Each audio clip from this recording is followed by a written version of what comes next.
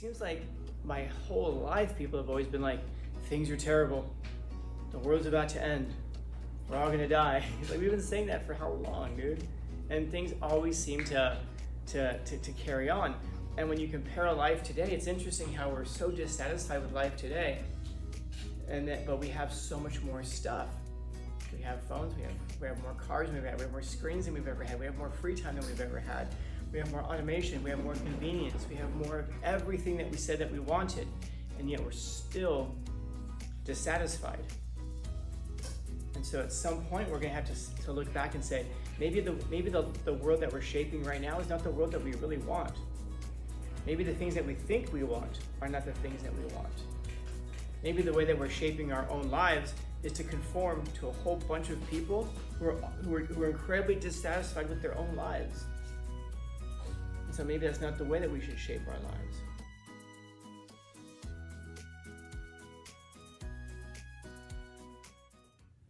In other words, does it take a whole bunch of difficulties or challenges for you to give up? Or do you give up pretty quickly? And it goes back to that. I think I told you that story, right? About what's the it to which you're referring here? Yeah, I'm trying to get to that it. In other words, like we're humans, so we're all made of the same stuff. We all have minds, we all have experiences. And so there's something definitely about the experiences that are going to shape us so that we don't give up. In other words, if you failed a whole bunch of times and you failed today, it's just Tuesday. But in order for you to fail a whole bunch of times, you have to come back after the first failure, and after the second failure, and after the third failure. In other words, I'm trying to figure out what is it that motivates one person to give up after their first failure, another person to come back on Tuesday, another person to come back on Wednesday, another person to come back on Thursday. Because if you can unlock that, you can unlock something really important about your own development. Because we say this thing like failure is good because you can learn from failure. And then we all nod our heads like, yeah. So failure is good because we can learn from failure. I don't know about you guys, but I don't want to fail. I'd rather never learn anything my entire life and win 100% of the time. Because when you go into a competition, what's the point of it? Does anybody here do a sport and you show up and you say, you know what I'm here today? You know what I'm here today for? What? To really learn and to learn myself, learn who I am. If your coach probably doesn't want to hear that. Your teammates probably don't want to hear that. Your teammates probably want to hear, you know what I'm here for? To win. Yes. At all costs. Yes. I wonder how many of you are that ultra competitive a-hole, by the way, who no matter what, you never want to lose anything. I'm that guy. If we have odd numbers, sometimes I'll train with the little kids. Do I ever let the little kids win? Never. I don't care if they're 4. I still don't let them win. If they're ever going to beat me, they're going to have to earn it. But in order to again, there's something that's true about losing that you can learn from it, but that isn't the ideal state. When you lose and you learn something, you're kind of like retrieving something good from it. You're making lemonade out of lemons. It's like, well, since I lost, I might as well get something out of it. And what I'm going to get out of it today is I'm not going to lose tomorrow, at least not in the same way. You have to figure out some new way to learn. But if we can figure out how it is that we can develop that mindset so that we're resilient and we persevere and we don't quit.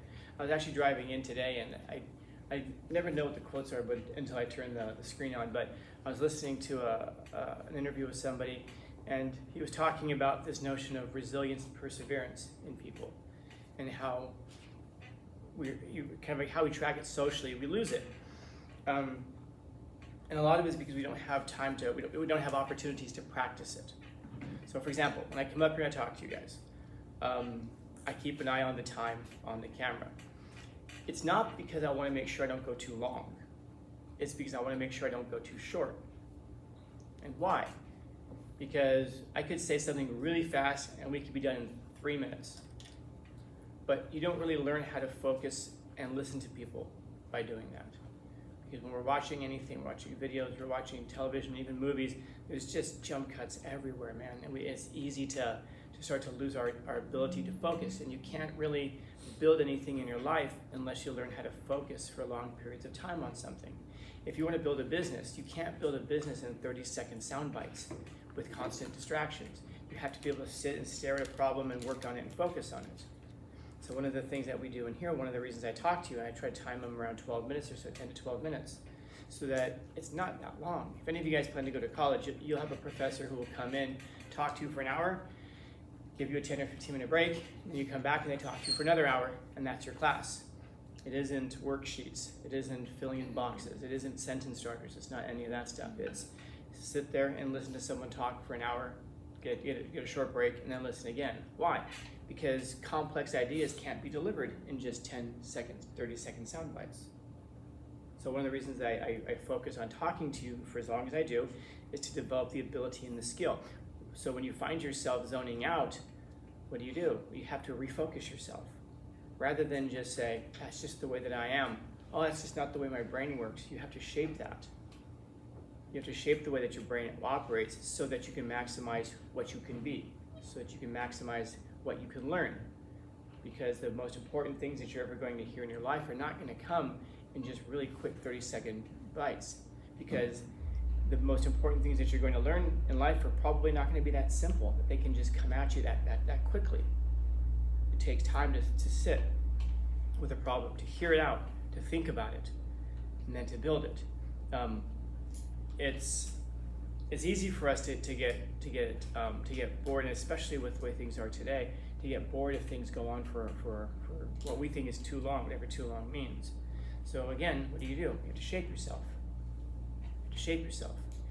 If you're a person who, when something doesn't go your way the very first time and you just have this tendency to quit, what do you have to do? Well, you have to shape yourself. It's not because learning whatever activity it is good for you. It's the ability to shape yourself is important, and the ability to overcome what you are, to become what you should be, what you want to become. Because let's face it, none of us is none of us is all of what we could be. And we all know intuitively that we're not what we could be, and that we could be so much more, hopefully. But we at least recognize that we're not what we want to be, or what we could be, certainly not what we should be. So it's this constant process of shaping yourself. Change yourself a little bit. You find yourself zoning out while someone's talking to you, refocus yourself. Don't complain in your head. Oh, this is so boring. It might be boring. In fact, it probably is. Otherwise, you wouldn't be zoning out. But that isn't the point. The point isn't to be entertained. The point is to be improved. And that's the thing that you have to do yourself. So as I'm asking that question about how is it that we build that mindset? How is it that we build a mentality? Why is it that some people are different than others?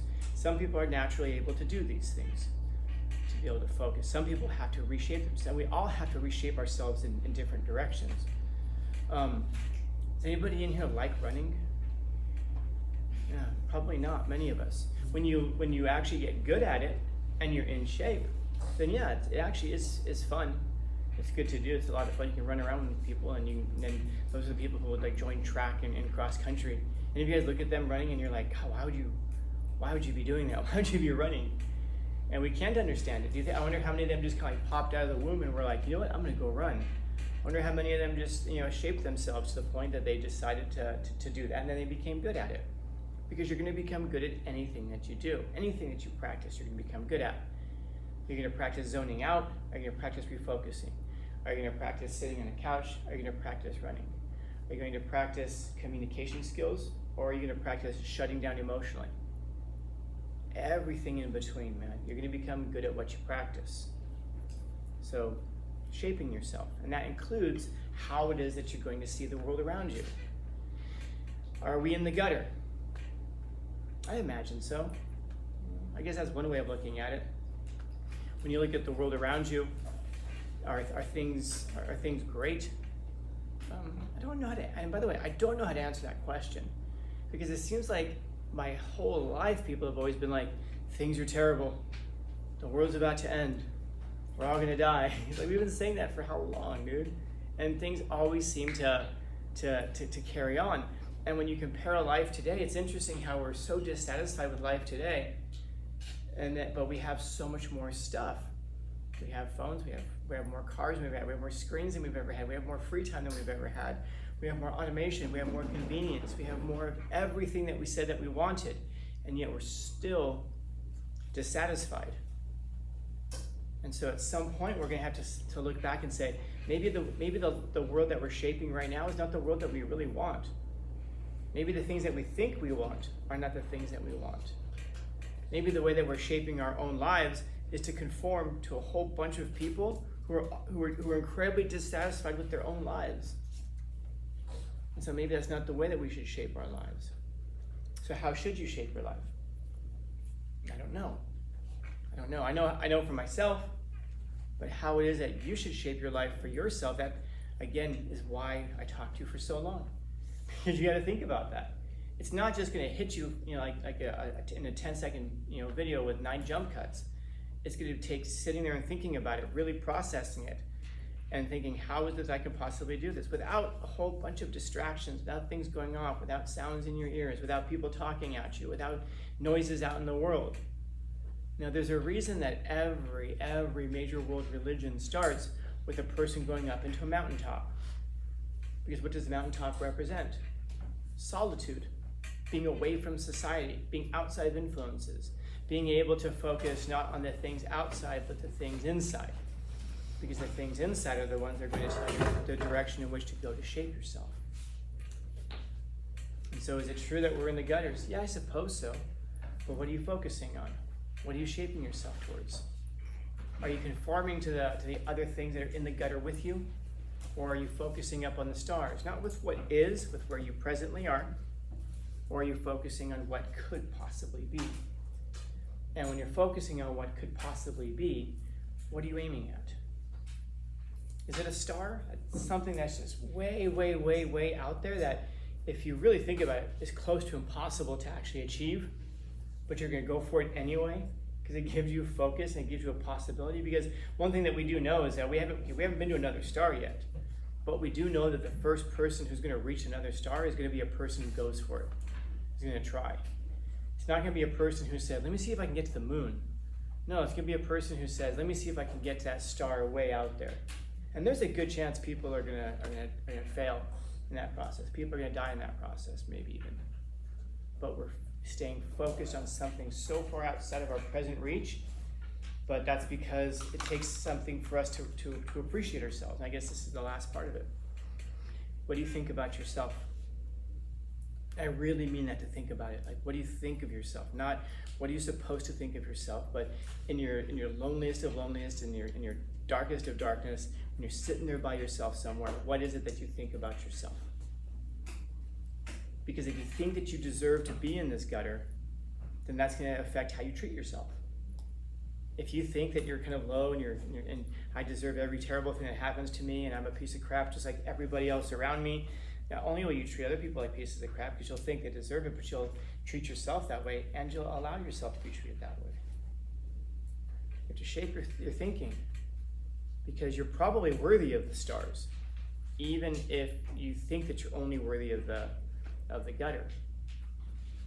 So shaping yourself, shape how you see the world, and hope, and in that you can shape your life. So, questions, comments, concerns, complaints, criticisms, critiques? 12 minutes.